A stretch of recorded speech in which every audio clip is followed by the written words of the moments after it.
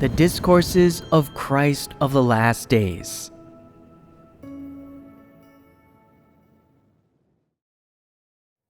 Words on Other Topics. Excerpt. What do those who do not understand the truth rely on when they do things? They rely on human methods, human intellect, and a little human ingenuity. When things get done and completed using these, people become arrogant. They feel they have capital and can brag and flaunt their seniority. This is called lacking reason. In fact, they do not know whether what they have done is actually in accordance with God's intentions or not. They do not understand. They lack insight. Thus, when something befalls them, such people tend to split hairs. When they make mistakes doing their duty and are pruned, they look for external reasons, blaming this and blaming that. They blame poor circumstances. They blame themselves for not thinking things through at the time. They only look for external reasons. They do not acknowledge that they do not understand the truth, or that they have not grasped the truth principles. Their hearts are negative and filled with misunderstanding of God, and they believe that God has revealed them. Is this really the case? In doing their duty, they reveal their corrupt dispositions. They do things without any principles and without any relation to the truth. How pitiful they are! Such people do their duty without submission. They cannot be said to have any loyalty or devotion, and fearing God and shunning evil is even more out of the question. They constantly rely on human methods to do things, and only act and exert effort externally. But ultimately, they still fail to understand the truth. Are there changes in the life dispositions of these people? Are their relationships with God normal? Is there any improvement in their submission to and fear of God? There is no improvement in their lives. There is no change in their corrupt dispositions. They only become more cunning and more devious, using more deceitful means and even growing more arrogant. No matter what they are faced with, they still live by Satan's philosophy, constantly summing up their experiences and lessons learned, noting where they have fallen and failed, and what lessons they should learn in order to avoid falling and failing again. They always summarize their experiences and lessons like this, not seeking the truth at all. Can one cast off their corrupt disposition while living by Satan's philosophy? If their corrupt disposition cannot be cast off, can they attain salvation? Failure to understand these matters is dangerous, with no way of entering the right track of believing in God. After so many years of believing in God in such a muddle-headed manner, can they obtain the truth? Can their conscience and reason become ever more normal? Can they live out a normal humanity? Summarizing experiences and lessons like this, and changing one's behavior, might reduce mistakes, but does it count as practicing the truth? Can this person enter into the truth reality? Does such a person have a place in their heart for God? Those who act without regard for the truth, or for God, are disbelievers who are unable to attain God's salvation. Can you discern people like this? When someone does something, regardless of whether they are doing their duty or taking care of personal matters. Pay attention to where their focus is directed. If they're focusing on philosophies for worldly dealings, this shows that they do not love or pursue the truth. If a person strives toward the truth no matter what befalls them, if they always reach toward the truth in their contemplation, thinking, would doing this accord with God's intentions? What are God's requirements? Is doing this sinning against God? Would it offend His disposition? Would it hurt God? Would God loathe it? Is there sense in doing this? Would it disturb or disrupt the church's work? Would it harm the interests of God's house? Would it bring shame upon God's name? Is it practicing the truth? Is it doing evil? What would God think of it? If they are always pondering on these questions, what is this a sign of? It is a sign that they are seeking and pursuing the truth. That's right. It is a sign that they are seeking the truth and that God is in their heart. How do those who do not have God in their hearts deal with what befalls them? They act based on their own intellect and gifts, having nothing to do with God at all, and their actions are especially mixed with their own intentions. Not only do they mix in their own intentions, but when they act according to their own intentions, they do not examine or reflect upon themselves at all. They make no concessions, sticking stubbornly to their own ways. They do things however they please, do not pray to God, and do not seek the truth. They have nothing to do with God. Is it not easy for such people to do wrong and offend God's disposition? Is this not incredibly dangerous? What characteristics do people who do not pursue the truth exhibit in their daily lives, both in terms of how they conduct themselves and the dispositions they reveal?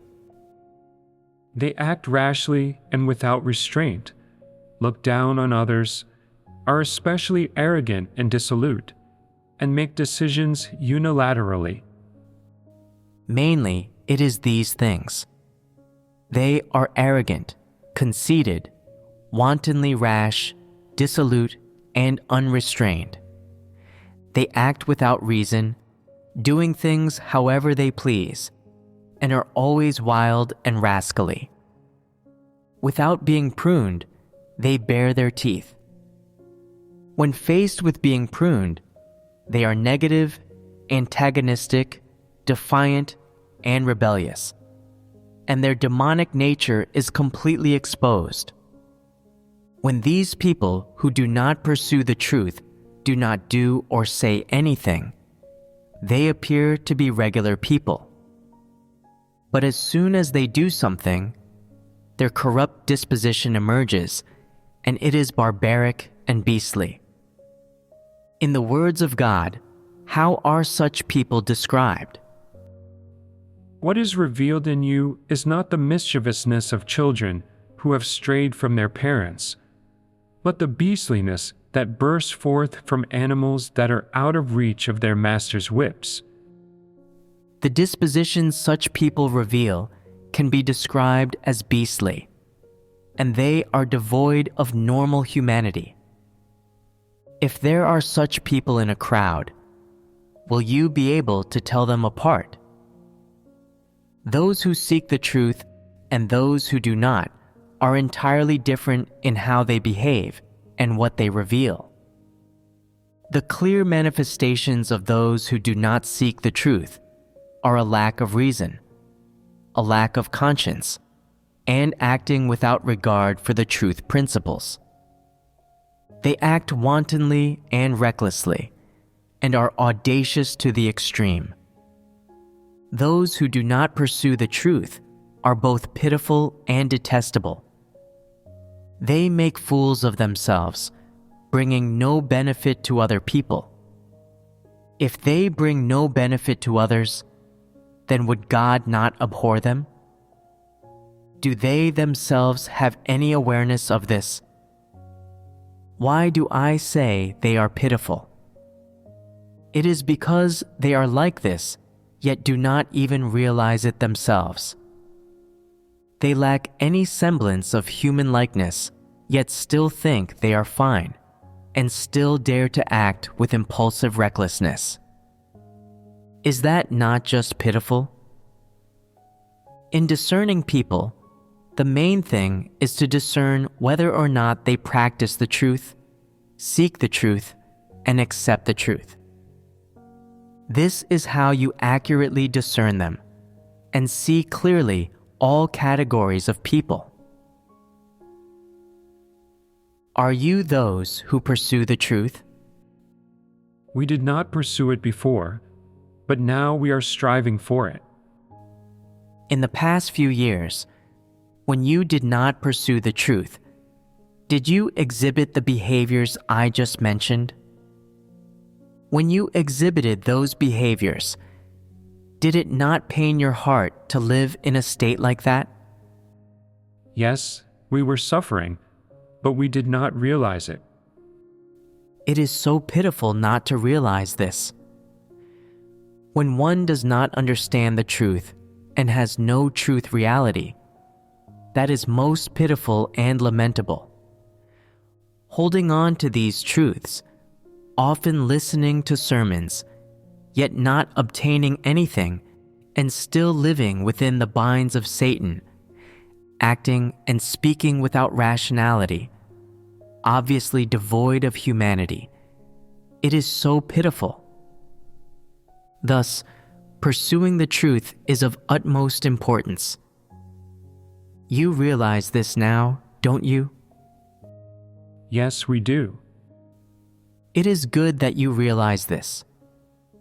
What's worrisome is when people are apathetic and obtuse and unable to realize it. If one does not pursue the truth and is not aware of it, that's not such a big problem. What's most concerning is that one does realize it, but nevertheless does not pursue the truth and is completely unrepentant. This is a deliberate transgression. Those who knowingly transgress and absolutely refuse to accept the truth are in their hearts intransigent and malicious, and are averse to the truth. Can those who are intransigent be God-fearing? If they do not fear God, can they attain compatibility with God? What attitudes do those with intransigent hearts have toward God? They are resistant, rebellious, and unrepentant, and they absolutely do not acknowledge that God is the truth. They do not accept the truth and oppose God to the end. What is the end of such people? They will be punished by God and destroyed.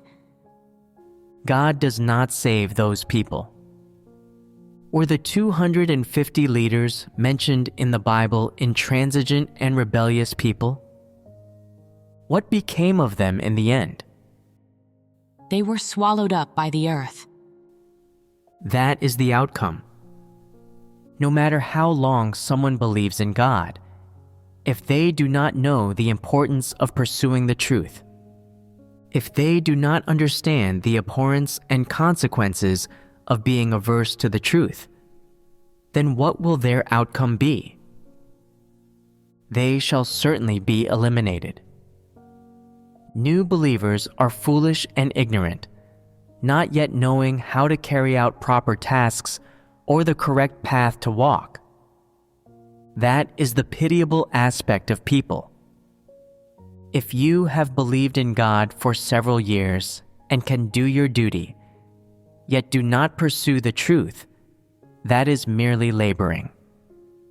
If you can do your duty loyally, willingly labor, do no evil, and cause no disruptions or disturbances, then even if you have not yet pursued the truth, because you can do your duty loyally, God will still not condemn you.